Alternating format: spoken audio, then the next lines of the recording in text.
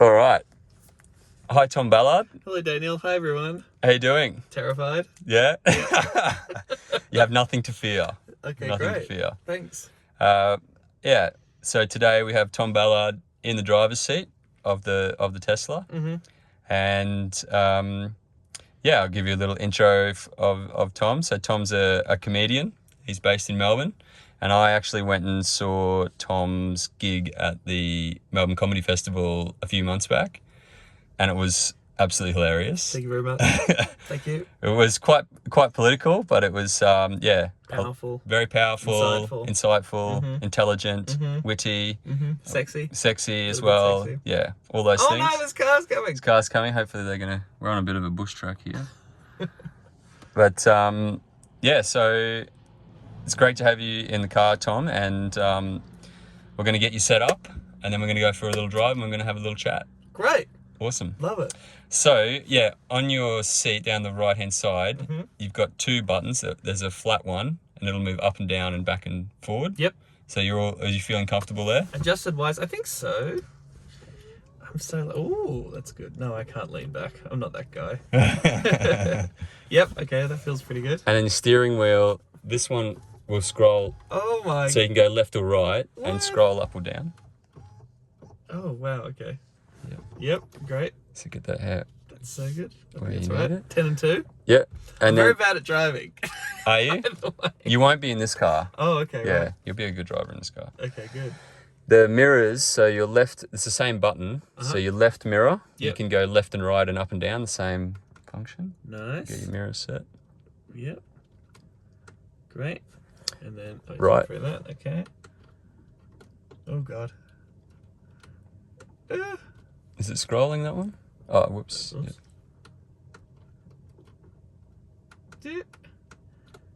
Yeah. Do you need to scroll it down a bit, or? Is it... Up a little bit. Oh, up. There you go. Excuse me. Might be maxed out there. Isn't it? Okay, right. Oh, wait, sorry, that was on your left. There we go. Now it's going Oh, up. great. Sick. Is that all right there? That's perfect. Thanks. And sorry, the left one's ruined now. I mean, this is dynamic. This is a viral video right here. Yeah. Well, this is television. So Yeah. it's not television, but this is YouTube. Cool. So that's all good. Mm-hmm. This is manual. So this is like the only manual. You'll need to use your hand old for that. school. This is ridiculous. Yeah. The rear I can vision use mirror. my hands. It's a homage to like old vehicles. Right. Yeah. Thanks. I remember this. And then I'll just show you some entertainment stuff. So we've got Netflix and YouTube on there. Yep. So you Doesn't can seem like a problem at all. But Search for Tom Ballard clips on great, YouTube, my favorite. maybe. Yeah. Okay. And then you got video games. We won't go into those because we don't have a whole lot of time, but you can, like this one here, Beach Buggy Racing. Yeah. You actually use the steering wheel to What? drive. Yeah. Oh, that's crazy. Yeah. And chess. Chess. Yeah. Asteroids. Some cool stuff there. Amazing. It's also got Spotify. And what we've been doing is like asking drivers if they've got any particular like pump up song that they'd like to play before driving, just to get going. Is there any band? You can have any band you want, any song. Band I want in the entire world. Yeah. The song that always makes me feel alive and makes me feel like I'm ready to go is Diana Ross's "I'm Coming Out." Okay. Okay. Sure, it's not Rage Against the Machine, but it's a fucking tune. All right, let's try that. Okay, great. Diana Ross, what was the track? I'm Coming Out. Now, there's a 40-second sort of warm-up thing with a lot of horns and stuff. Okay. So it sort of really builds you up there. I hope we've got enough internet connection for that here. There we go. Diana Ross. This one here? Uh-huh. All right. Is it going to play? So the internet, obviously, whoa, that's Pantera. Yeah. They're the same. But I think it's going to play.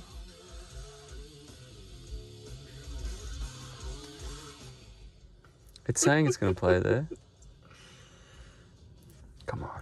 Come on, doesn't Elon have satellites? Not yet. I reckon that's coming. Okay. But it doesn't seem to be wanting to play. I probably got it on my phone, but We're not going to get the same effect, I don't think. okay, right. I mean, I can do Pantera. Pantera and Diana Ross are pretty much the same. What about Rage Against the Machine? Let's do it. All right. What about Killing in the Name of? Freaking Do it. All right. Hopefully this will play. Nah, it's not working. So we're just going to need a little quick headbang on the Pantera. All right. Here we go.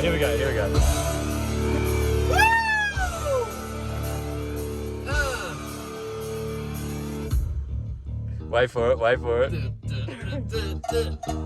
Oh, shit. I always feel that bit.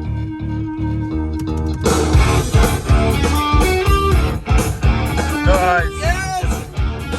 I'm destroyer of worlds! I've become death!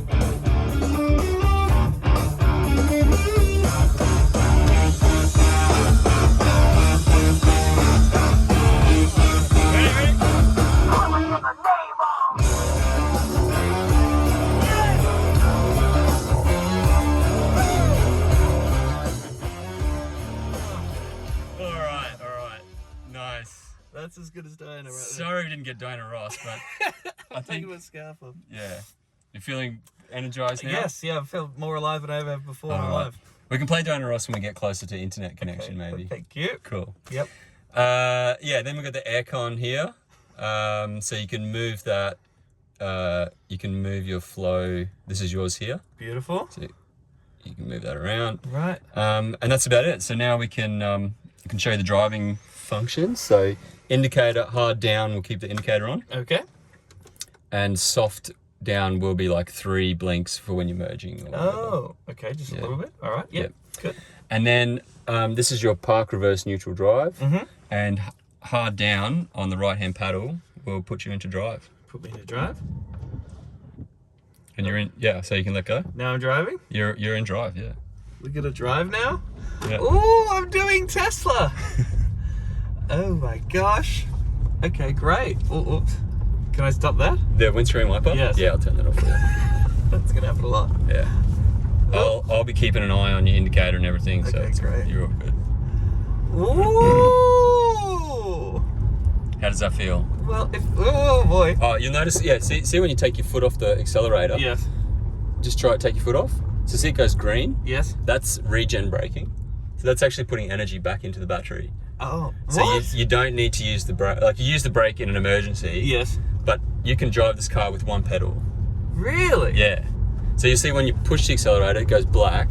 Yeah. And then take your foot off, that's green. So it's actually turning the electric motor into a generator. What? And it's recapturing all that, because you use all this energy to take off, and it's recapturing it back into the battery. Well, that's black magic. Yeah. That's witchcraft. It is. From the future. Yeah. So let's go back to, you know where you're going, to the city? Yep, sure. Oh, now I'm doing that. Yep. And I want to keep that on. Yep. I'm so scared, Daniel. You'll be fine. Oh, they've got cars coming this way. Okay, no worries. And what's my windscreen wiper, sorry? This one here. So it in, should be on auto, but I'm just going to pop that there. You can put it on auto, like it can just take care of? Yep. Whoa. Okay, you're good. You're good this way. Yeah. Whee!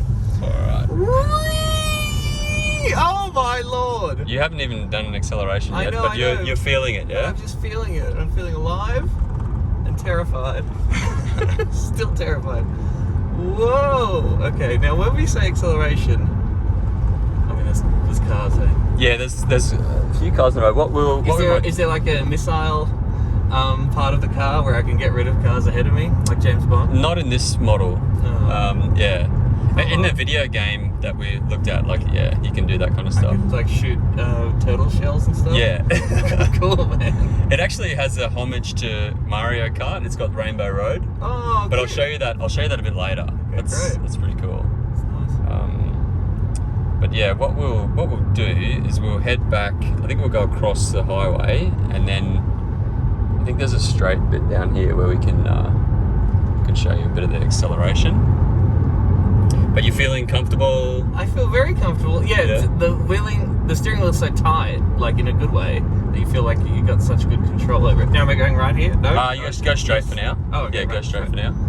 I feel like I have control over that. And yeah, you just, I don't know, there's something about how tight it is, how much control you've got over Yeah. it as you're going there. Yeah, I'm now not just speeding, am I? I would never speed. No. Right, Daniel? no speeding, but just let your foot off the accelerator now. Yeah. Let it slow down. Let it slow right down. Yeah. Ooh. And now hit it. Now hit it hard. Go hard. Oh my god. Okay. Okay. Oh. You alright? Are you good? Yeah, I think I'm alright. Are you alright? Yeah, I'm good. I'm Can fine. you handle that? I can handle that. Can you handle going around in this pussy wagon with Tom Ballard? I don't even think you gave it everything then. No, So I was just too let scared. your foot off again. Well, is there someone behind me? No, you're good. Let your foot off. Let your foot off. Right off. Right off. Okay, wait for it. Wait for You're it. Let saying it get flooring down. it? Like putting Let it it get to the down to around 40, and then just smash it. Smash it hard. Smash it hard? Jesus Christ! Oh, God! I don't even want to know how much I got to there, because it's probably not as impressive as anybody else. No, that was good. That was good. I mean, yeah, that feels like a spaceship. Yeah. It is like driving a spaceship. Totally. So what is the deal? It can get from... Zero to 100 in 3.3 seconds. Okay. Yeah. So it's faster than like a Lamborghini. Okay. Basically, from 0 to 100. And this isn't even Tesla's fastest car. So Tesla just announced their Model S Plaid a few weeks ago. Right. And it does 0 to 100 in 1.9 seconds. Why do you need that, though? Because it's compelling and it's going to excite people about the future. Okay. Gets people excited about electric vehicles, and like, you know, it's now officially the fastest production car in the world. Oh my god. By a long way. Yeah. So it's important because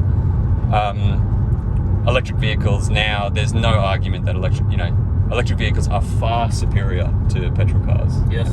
Far superior. Totally. Yeah. Yeah, why? Yes, and we were talking a little bit before we started recording. It's insane. Ford, did you say GM or Ford came out with an electric one in the 90s and it was just killed by the freaking fat cats, man. Yeah. By big capital and big oil who wanted to destroy the thing that would be good for the world but bad for their business model. Yeah, exactly. And yeah, we talked about it before, but there's a documentary called Who Killed the Electric Car? Yeah. And I haven't seen it for a long time, but basically in the 90s, yeah, GM bought out this fantastic little electric vehicle. They had like 100 or 1,000 of them, and they gave them to people around, you know, in the States, wherever it was, and people loved it. Like, they gave them to people to try them out, and people absolutely loved the car, and they didn't want to give it back. And then for some reason, GM like recalled all these EVs and crushed them, right? What? And so the documentary, they interview, it's on YouTube, they interview a lot of the people who used these cars in the 90s, and they try to investigate, you know, why did GM recall the cars, who's behind it, you know, because obviously electric vehicles are a massive threat to the oil industry. Sure. And the oil industry generates like $2 trillion globally every year. It's like $3 billion a day or something like that, right? US. God. So they have so much money to pump into suppressing the electric vehicle revolution. But they wouldn't do that, Daniel, because big corporates do what's best for consumers and the planet. Yeah, apparently, but Not? apparently not. That's the kind of satire that you get when you get to a Ballard in the car. Yeah, but we should be angry about that, because like we're all breathing in diesel particulate and carbon monoxide in our cities. We're all breathing it in every day because they've suppressed the electric vehicle revolution, essentially. So I'm just going to head back to Melbourne, and then you can I'll punch it in, and then you can you kind of know where you're going. Wow, I just saw the sign that pointed to Melbourne. Oh, that's a good. Oh, they have signs, yeah. Yeah, in the real In the real world, sorry. In the real world. Sorry. You just use the screen for everything. Oh, I now. see. Oh, good. Yeah. So, yeah, I mean, I think things are starting to change now with electric vehicles, and people, you know, more and more people get EVs, and the electric vehicles are really starting to grow now. So hopefully, you know, we will see some change. I sure hope so. I mean, I've heard that electric vehicles are going to ruin my weekend. And I love my weekend, Daniel. I mean, we're here on the weekend right now. It's a weekend now. We're going on a Sunday drive. And you're smiling. And I'm smiling, and I appear to be driving some kind of electric witchcraft. Oh, God. Yeah. You're good. Witchcraft vehicle. I don't drive that often. Yeah. As you can tell. But if I did, the reason I didn't drive is because I heard about these electric vehicles that were going to ruin my weekend. Yeah. But it seems as if some of our leaders have misled us in that respect, and that potentially electric vehicles could be just fine. And maybe some psychopaths who want to win elections have just lied to us and tried to terrify us. Would they do that, though? No, they have our best interests at heart. Oh my God. Always drive responsibly, everyone. Yeah. And I've only had 2 drinks. And 3 lines of cocaine. No, that's a joke. He's a comedian, so Very funny comedian. And I don't know if you know much about this either, and I should know as a Greens member, but because the Victorian Greens are talking a lot about this electric vehicle tax that the state government was trying to bring in, right? As to try and raise some revenue from electric car users to pay for the roads that they're using or whatever. But would effectively work out to be an electric vehicle tax and discourage the use of electric vehicles, which is kind of what we want, right? Do you know much more about that?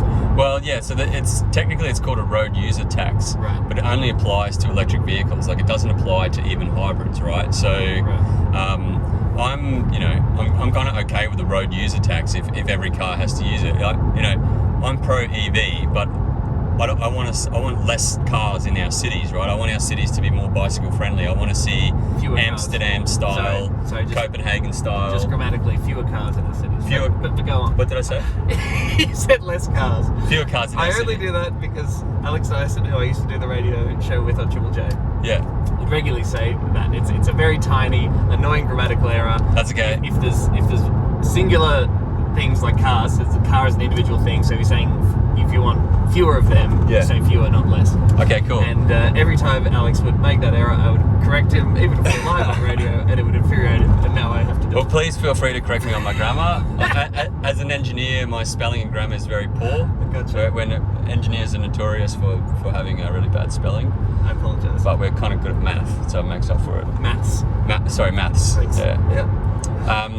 So anyway, I kind of forgot what I was talking about. I know, Oh yeah, I just fewer figured out that. cars in the city. Thank you. We want fewer cars. I want fewer cars in the city. I want to see us have like Copenhagen style bicycle infrastructure, Amsterdam style bicycle infrastructure, more pedestrians on the streets, more public transport, electrified public transport. Yep.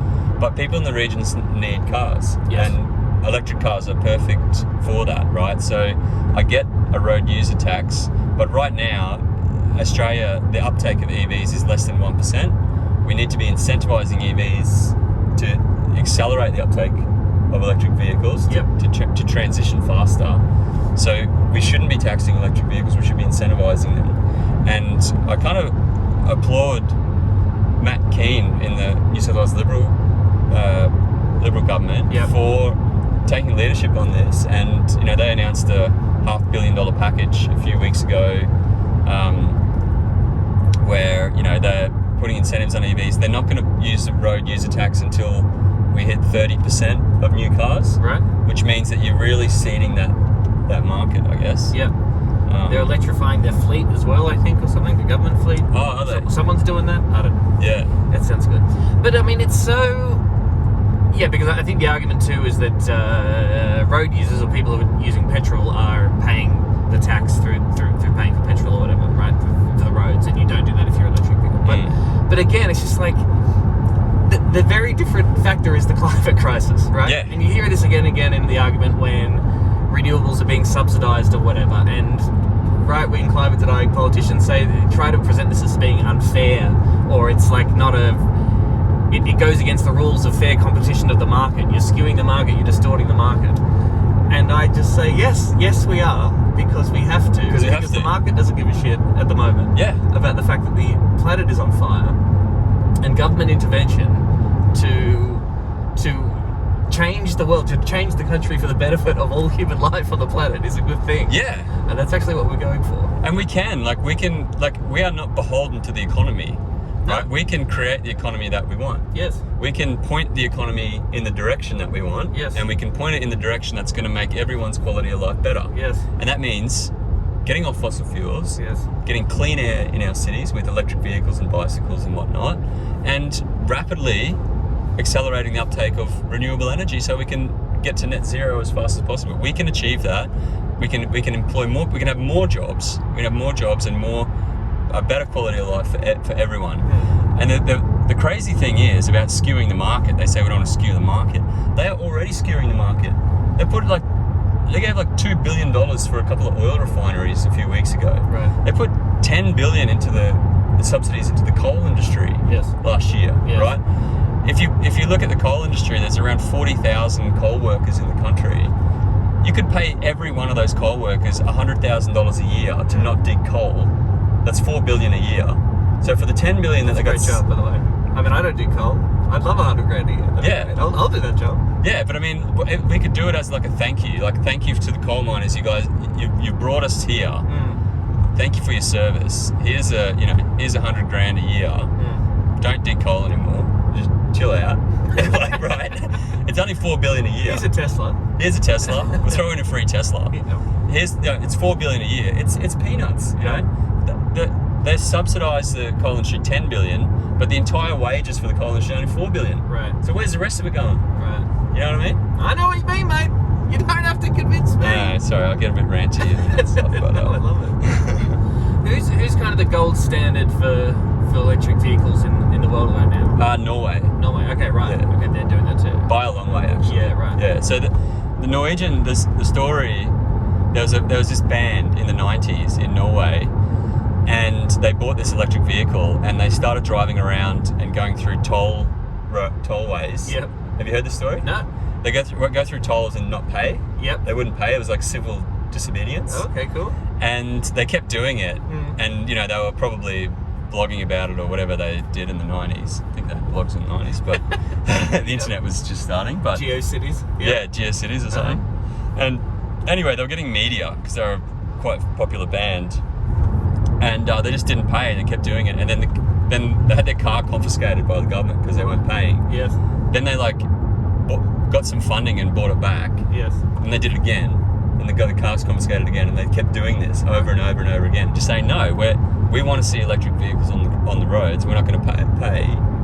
And then they sparked this big movement in Norway, and then in 2001, the Norwegian government implemented a policy where they basically gave 25% subsidy on EVs. Right. 2001. Yes. It's 20 years ago. Yes. Right? Oh my God. And now as a result, Norway at the moment has like 75% of all new cars in Norway are electric. Wow. And they're banning the sale of petrol and diesel cars by 2025. So it's in 4 years, you won't be able to buy a petrol or diesel car in Norway.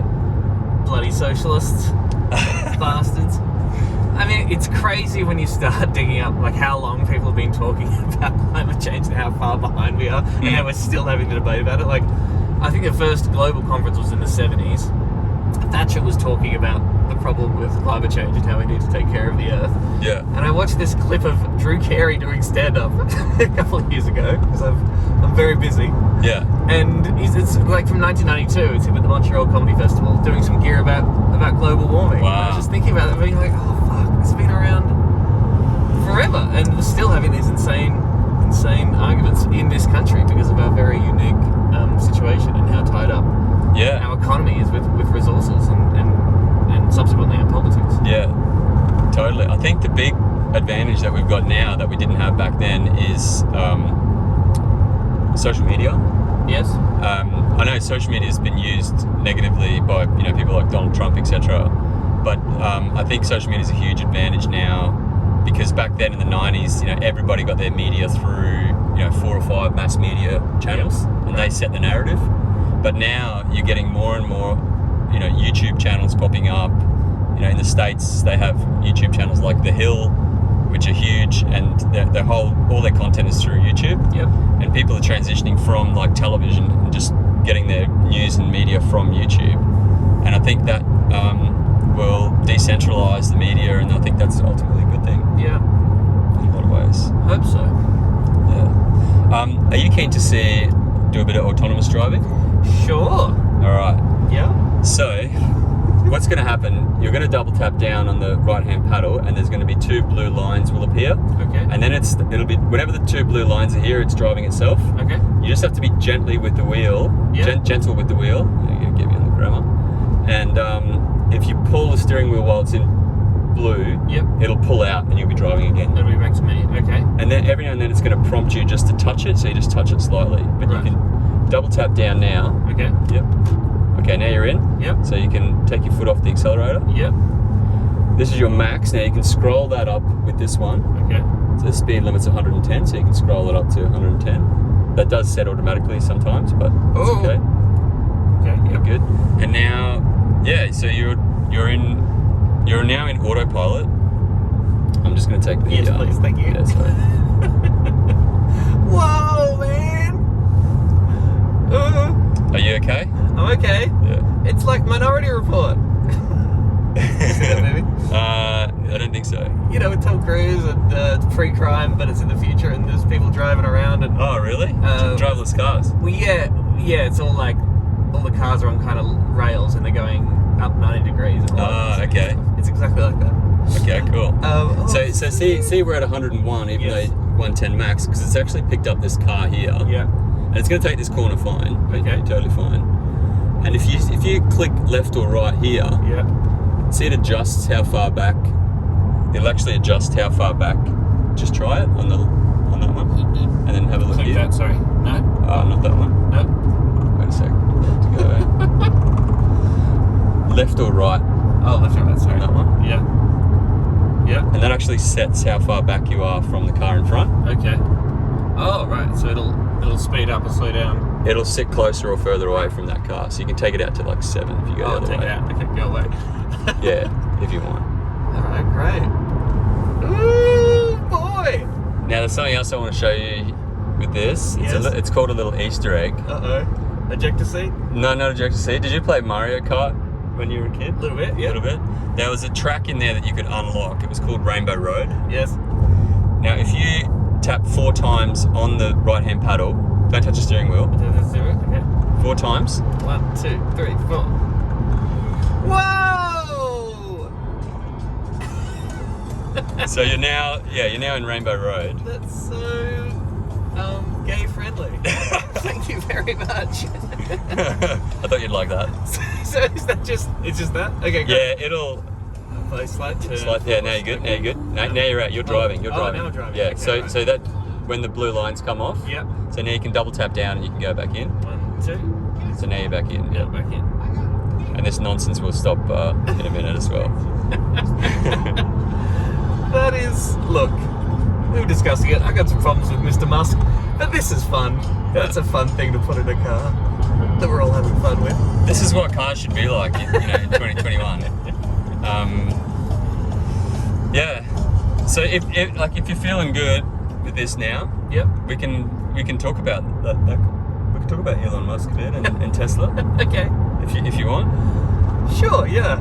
I mean, we were saying before we started recording, nothing about my lefty, anti-capitalist, socialist politics stopped me from enjoying this very cool car, and that's kind of one of the huge catches of capitalism, right? And even Karl Marx would talk about how amazing capitalism is at producing stuff, right? It can produce incredible stuff, and it's an amazing mode of production that obviously change the world and changes our lives. And if we just look at the products that it produces and the things that it does, it obviously makes our lives incredibly amazing. It advances a lot of our lives in incredible ways.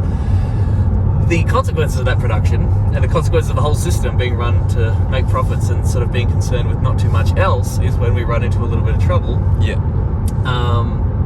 And obviously it is a system that concentrates wealth in the hands of very few at the expense of everybody else. Mm-hmm. So, Elon Musk does some cool stuff. The stuff he did with the water in Flint, Michigan was really cool. I think he sort of helped out Flint a little bit. And there's lots of billionaires who have used their wealth to do good things every now and again. Mm-hmm. But yeah, I'm just not sold on the existence of said billionaires. Yeah, sure. I get that. Yeah, the fact that they're around and relying on benign billionaires and billionaires being nice Totally. is not a good strategy moving forward. Totally. Yeah. Yeah, I totally agree with that. But there's a few things I want to talk about with Tesla in particular, because Tesla's kind of different to a lot of companies. So you're talking about products and how capitalism has provided all these great products for us. In some ways it has.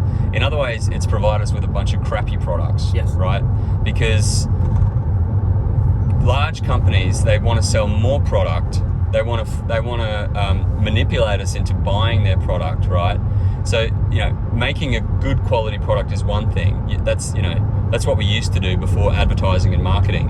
You have to make a good product, and then people would talk about it, right? Yep. You're driving, by the way, you know that. I know I'm driving. Okay, cool. But I'm not touching the acceleration. Oh, okay. You're in auto. Yeah, you're actually in cruise control at the moment. Okay. Yeah, but you're cool with that? I'm fine with that. Okay. Is that okay with you? Yeah, totally. I'm just letting you know that you're driving in case you thought that you were. Yes. No, I'm back on that. Cool. So getting back to products, right? What marketing and advertising? The really negative thing about marketing and advertising in our modern world is that it allows companies to sell inferior, shitty products. So, like, a car company might make a really cheap, nasty product. They'll strip all the quality out of it, right? And then they'll get their marketing team to make this beautiful ad. Looks great, looks compelling, taps into all of your animal instincts, yep. And you'll buy this crappy product for way more than what it's worth, right? The cool thing that what Tesla's doing is that they're philosophically opposed to advertising and marketing, which means that they have to make an incredible product, and they get freaks like me driving around telling people how amazing it is, right? So now you can back off. I'm gonna back off. Okay. If you were in auto, yes, it would have seen the car come across and it would have slowed down. It would have slowed itself down. Yeah. Okay, thank you, robots. Yeah. Thank you, robots. So that's one thing, right? Yep. So that's where Tesla's different from any other car company, and really any other company in the world, because every car company spends hundreds of millions of dollars on advertising every year. Right, but you would have to admit that the amount of coverage of Musk, the amount of free press that he gets, it's not always good press, to be fair, but I mean, there's an extraordinary amount of, there is an entire section of the media dedicated to covering Musk and his wacky adventures, from space travel to Tesla itself. Yeah, totally, but I feel like that type of media is organic. It's from people sharing content on Twitter or YouTube or Facebook or whatever. It's an organic thing, and because this is something new and exciting, people share that rather than being force-fed through, Channel 7 or Sky News. You're passive. You're absorbing this media. Whereas I think a lot of the media that Tesla gets, it's through people sharing it because it's something new and exciting. Yeah, sure. Well, also he becomes news, and the company becomes news because they're so, insanely successful and rich. And so if you're a billionaire, commanding industry, then people are going to cover the stuff that you do and talk about what you're doing. Yeah. That's certainly true. Yeah. What about the union stuff, though? The union stuff, I haven't looked at it enough, and I am on the left side of the political spectrum. Yep. And I do talk about Tesla a lot, and I'm a big fan of Elon Musk, and it's something that comes up a lot, so I probably need to learn more about where Tesla's at with unionization. But what I do know a few people that have worked at Tesla, and the people I've spoken to have loved it. It's hard, like this is the fastest growing car company in the world. Yep. They're trying to change the world. They're on a mission. Their actual mission statement is to accelerate the uptake of sustainable technology. Yep. Their mission isn't to make profit. The only reason they make profit at Tesla is so they can just pump it into making the transition faster.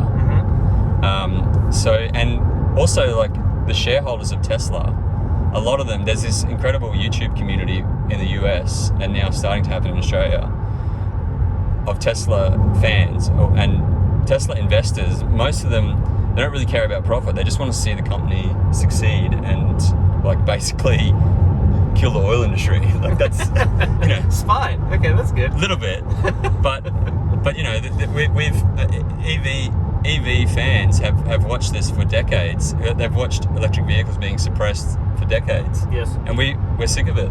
Yeah. We want EVs to win, and this is our chance to do that.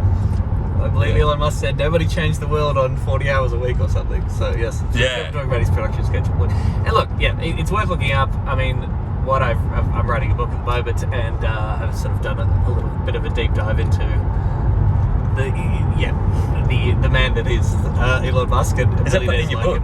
It's in my book because I want to write about wealth inequality, which is like obviously a defining factor of our age. The book's about the world that the millennials, my generation, are inheriting. Yeah. And yet you can't ignore the global oligarchy that we live under. And sometimes they're cool, interesting, bizarro billionaires who make cool stuff like electric vehicles, like Elon Musk, and sometimes they're just old school oil barons. Yeah. But I mean, he's actively discouraged people unionizing. There's reports of him spying on union organizers, all this kind of stuff. And people who are about smarter than me have investigated it and had a look at it. That's worth checking out. Yeah. But broadly speaking, I mean, this is just my own sort of weird hang-ups of my association with Tesla, but it's not crucial to the broader political point that I think you want to make with this series, that you do make with this series, about the cause of electric vehicle. And this is not Tesla propaganda. This is about exploring the fact that electric vehicles are an amazing development that are crucial, that we need to incentivize people to take up in whatever form they sort of come, Totally. Yeah. Totally. And I'm on board. I like, there shouldn't be any billionaires in the world, right? I'm totally on board with that, right? Yes. And I don't want to speak for Elon Musk, but I do know, I've read his biography. Oh, right. And I do know that he's not driven by money, right? He is driven, like, he works like 7 days a week. You know how, look at the disgusting stuff coming out of that car. Did you see all that smoke coming out? Yes. Yeah, sorry. I notice it everywhere now. Let's get him. He's not driven by money. His dad was an emerald miner, wasn't he? I don't know. Well, he and his dad don't get along. They don't speak. They don't speak anymore. Right. But anyway, the point I'm trying to make is he's not driven by money. Tesla is trying to save the world, or not save the world. They're trying to change the world in a positive way. They're trying to accelerate the uptake of EVs, which, on the flip side, is the acceleration of the demise of the oil industry. Right. You got billionaires or wealthy people like Richard Branson who go and buy yachts and islands and stuff like that. Musk doesn't do that, right? He's just recently sold all his houses. He owns one house. He's on a mission, right? His life is a mission. Apart from him, like, no one should have $1 billion in this world. Like, it's insane. It's like, I forget how many years it is, but like, if you could earn $100,000 a year for like tens of thousands of years or something like that to become a billionaire. Yes. Who needs that? Yeah. Nobody. But yeah, the broader thing, EVs are going to change the world dramatically, and they're going to change politics, because once the EV uptake really starts to accelerate, you'll see the demise of the oil industry, and that will take a lot of this fossil fuel money out of politics, out of Canberra, out of every democracy around the world.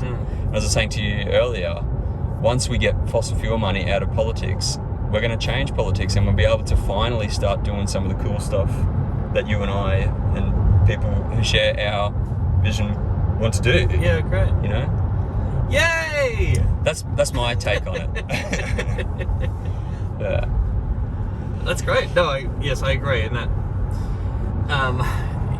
that question. I mean, the political donation stuff's come up a fair bit too. And I love in Queensland. The Greens were running on the platform of tax the billionaires, phase out fossil fuels. Increase royalties on the fossil fuel companies, phase out fossil fuels to fund public services. Pretty big left-wing populist kind of platform that I'm very much about.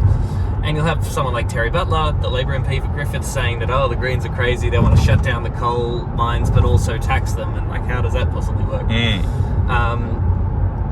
And the contribution of those fossil fuel companies to political parties, both the coalition and Labor. Sometimes the donations that Labor accepts actually eclipses the right-wing donations. Oh, wow, really? Yeah, sometimes, in some cases, particularly at the state level.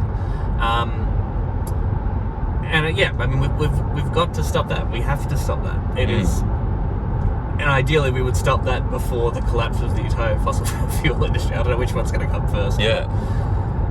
But it drives me nuts because Labor has actually taken the stance of not accepting donations from the tobacco industry. Right, they sort of made that pretty explicit. On moral questions, they could stand to benefit from accepting that money as a political party, but they decided not to because we know what tobacco does. Yeah. Well, you could apply exactly the same logic to these fossil fuel companies. Exactly. You have to, yeah. Exactly. And I know it's a huge frustration for a lot of people that Labor does take donations from Woodside Petroleum, from Santos, Yes. from Chevron. Yep. How can we believe them when they stand up and say they want to act on climate, or they're pro EV? How can we believe them when they're taking money from oil companies? Yeah. Because EVs are a direct threat to the oil industry, and if you're taking money from the oil industry, from oil lobbyists, then they're going to want something in return for that. Yeah. Yeah. Now, I have no idea where I'm going, even though we're going to my place. Okay. Could you direct me to Bar Josephine, please, in Footscray? Bar Josephine. Uh-huh. I'm going to have There we some go. drinks with my Greens friends. I'm Excellent. very cool. 17 minutes. Oh. So that's actually worked out really well because we're at 41 minutes at the moment. Love it. That's going to be around an hour episode. Mm-hmm. Cool. And yeah, what I wanted to talk about next was you're obviously... What am I doing? Oh, you're right. You can, okay. Yeah, you're good. Stay straight. Stay in this lane. You're good. Yeah, what I wanted to talk about as well was, I saw your show at the Melbourne Comedy Festival. It's very political. Like there's so much content in there about Australian politics and about climate and whatnot and social justice. And so I wanted to ask how you developed your interest in politics. Was it always there? Where did you start, and how did you get into? Why did you engage so deeply in politics?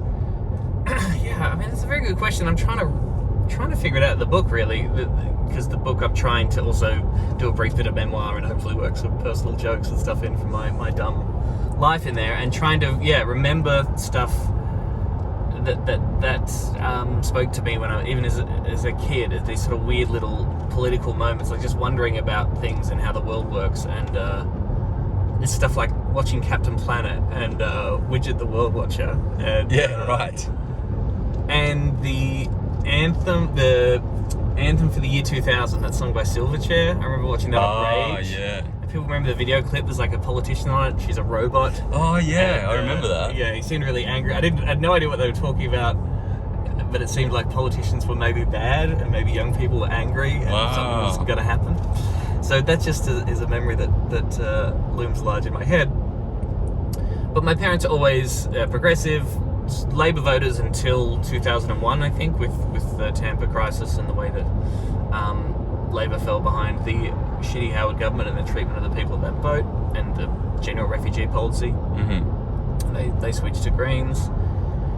And I think I just always was thinking about issues. I did a lot of public speaking competitions and debating, so I got into that. And I think for a long time I was just sort of, centre-left. Oh, these conservative people are bad. I'm gay. They're not bad. They're not good for gay people. They don't like gay people. I went through a really annoying new atheist phase for a long time where I was like, if you believe in God, you're an idiot. And I've hopefully chilled out a bit on that lately. And so that's sort of tracking along. I did get pretty involved in sort of refugee advocacy. I wrote a show about refugee policy in Australia a few years ago and started visiting people in detention and meeting refugee advocates around that time, which was pretty life-changing. Yeah, if you actually go to a detention centre and visit people, it really puts your problems into perspective, that's for sure. But then 2016 happens and Donald Trump gets elected and Brexit happens and Pauline Hanson returns to the Senate. Oh, sorry. You're right. Did you want to put the windscreen wiper on? Yes, thank you. Just if you ever want, just give us a quick in one, there, just right. one button. That Yeah, button. great. Right there, yeah. So good. So Trump was a catalyst for you. I think so. I mean, Trump winning was just like, what the hell's going on? What's the world like? How are people so? How can people look at that dude and think, yep, that's the best solution? Well, that's the ideal choice. Not that I think at that point I wasn't like Hillary Clinton rules, but I was like, it just made no sense to me whatsoever. And then you start sort of digging around and asking a few questions and reading a bit more and listening to a podcast, Chapo Trap House in particular, which is this dirtbag left socialist podcast. Anyway, you just start asking a lot more questions and sort of getting a better picture of how things actually work, how politics and history actually works. And the driving force of pretty much all of it is political economy and the material conditions of society. Shit happens is driven by the allocation of resources and who has what, and money equals power, etc., etc. So yeah, over the past 5 years I've tried to go on this self-guided political education through my podcast and reading a lot of stuff and trying to get a bit more involved to settle it whatever the hell I am now, and trying to turn that into comedy every now and again, trying to explore that in a way that's funny and not boring and lectury, which I probably fail at on a regular basis. I don't think you fail at it, and I was going to say, like, yeah, the stuff is complex. Like, there's so much to it. So being able to package it up into something that's entertaining and funny, and you're also you're delivering like quite an important message as well. It's a real skill, and yeah, like kudos to you for doing that. Thanks, man. That's very nice. Yeah, because it's it makes it easily digestible for people. Thank you. Yeah. I find it remarkable how little. Not that there are lots of great political comics in Australia, but just overwhelmingly, a lot of our, not just comedy, stand-up necessarily, but a lot of our culture in Australia is very apolitical. It's very divorced from a lot of that stuff, I think. Apathy. Yeah. And I'm talking about like the real material politics, not just identity politics, or a lot of conversations about race and gender, all important conversations and stuff, but pretty divorced from trying to say anything about the political status quo a lot of the time. Yeah. And yeah, we say apathy, we say disengagement, because I think a lot of people do see very little opportunity for that kind of stuff to change, the political machine to change significantly for the benefit of most people. Yeah. So it is a lot easier to check out and not worry about it. And fair enough, people are very busy just trying to deal with the consequences. Oh God, I need to exit. Yes. So stay straight. You're Oh good. shit. Oops. So sorry. You're good. I'm gonna keep going straight, right? Yeah, keep going straight. Sorry, I wasn't watching the road That's all while you right. were chatting. No worries. Sorry, everyone. But just a side note, Yes. the car would have actually stopped you from merging then. Yes, right. Yeah, because it saw the car here. Right. It sees it, yeah. Oh my God. But you're all good. You're all good. And you're making a very good point. So if you can get back to that, if you haven't forgotten. Yes, people are very busy dealing with their lives and the consequences of neoliberalism and the political restructuring that's happened over the past 40 years. They're probably so ground down by that they don't have time to. I mean, I've become more involved with the Greens over this past year, and my job's so stupid that I do have a lot of spare time to work on it, unpaid, and just do the basic admin of being a branch member and working on a campaign and stuff. And it's just like, if you're working a full-time job and had kids, there's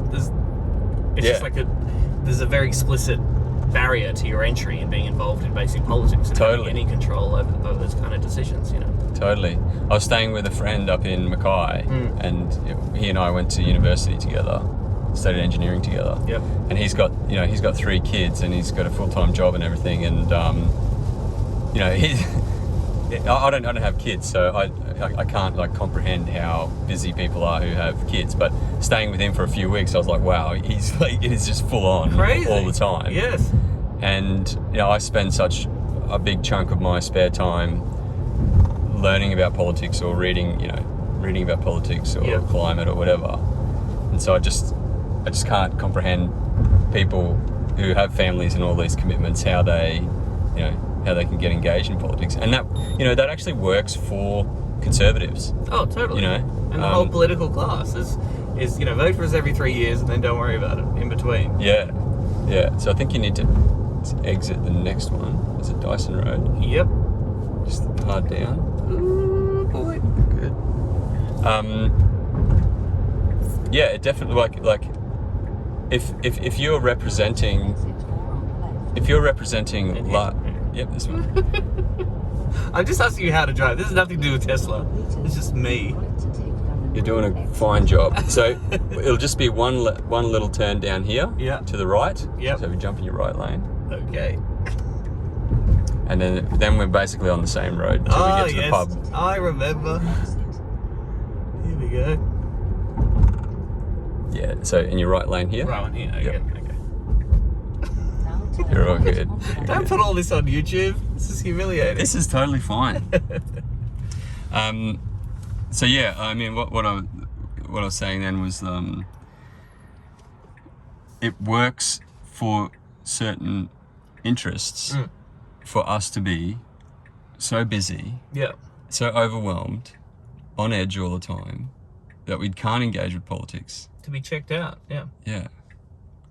I mean, it's the other thing you get to where it's, I mean, what does democracy actually mean? Like a meaningful democracy should be more than just, voting every 3 years or 4 years for people who go away and do stuff for you. And that extends to the workplace. I think more democracy in people's workplaces and the jobs that you work at, where you spend 8 hours a day, and actually having control over that.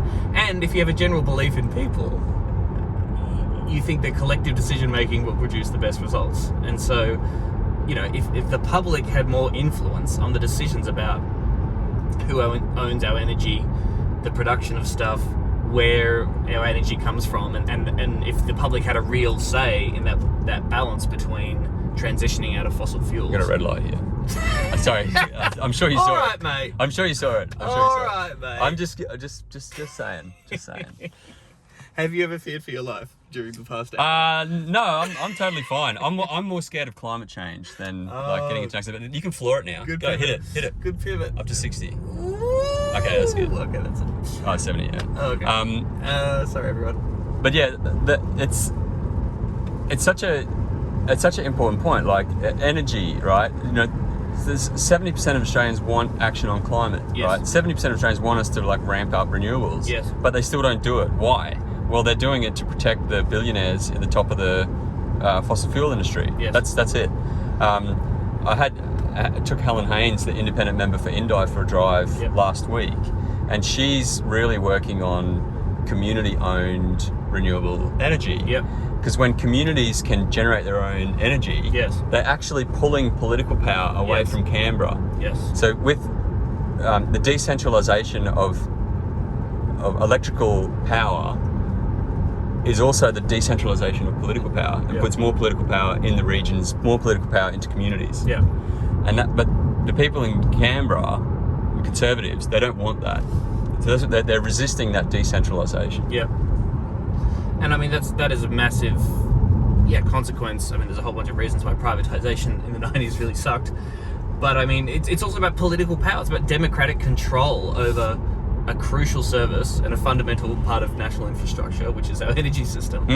And so, we sell it off for the sake of efficiency, which doesn't, and to cut prices, which doesn't work out either. The prices have escalated above inflation since certainly in Victoria, since we privatised electricity.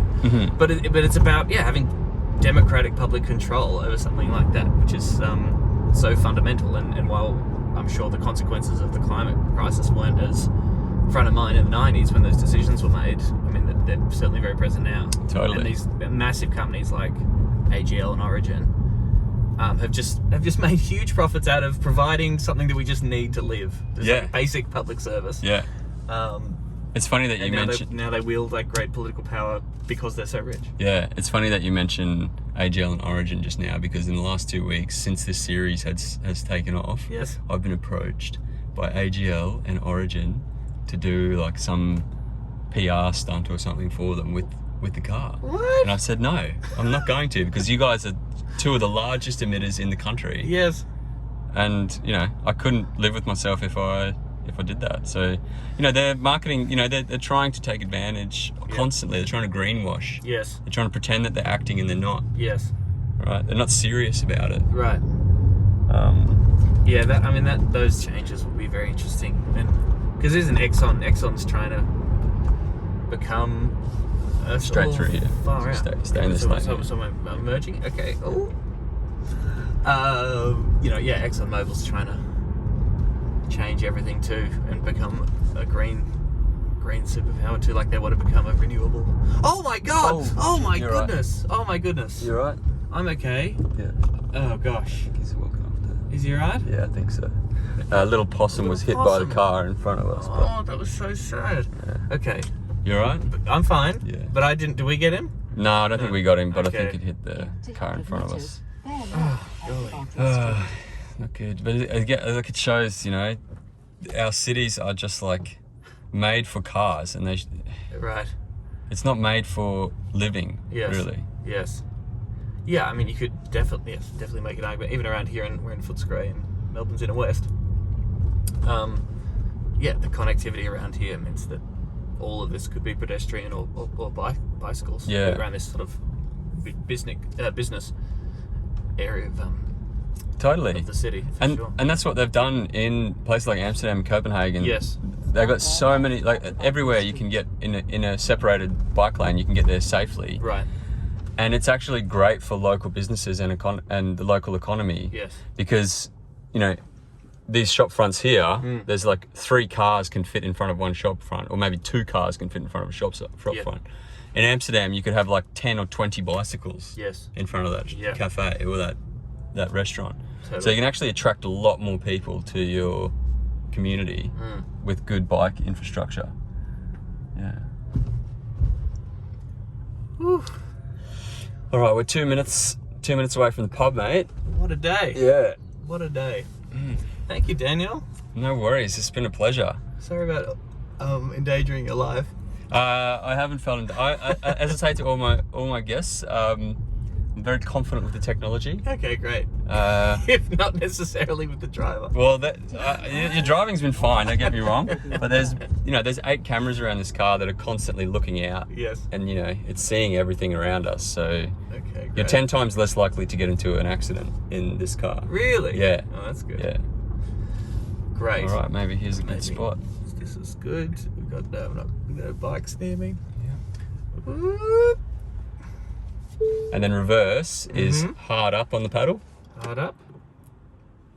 Oh my gosh. And you can basically use just the cameras because you got these your side mirrors. So you can come in a little bit. Okay. Oh, it's got little lines to let me know where I'm going. That's the back of there, right? That's good. I think you're good there, yeah. Yeah, okay. And then P on the end is park. Yep, do that. And that's it.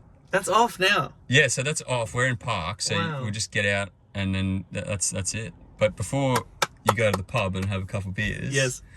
Tom Ballard, Yes. thank you very much for driving this electric vehicle today. Thank you. And all the best with your upcoming book. Thank you very that's much. coming out. Thank you, Daniel. And, yeah, great to have you along for an episode. It's been an absolute joy. Thanks, everyone. Awesome. Cheers. Bye.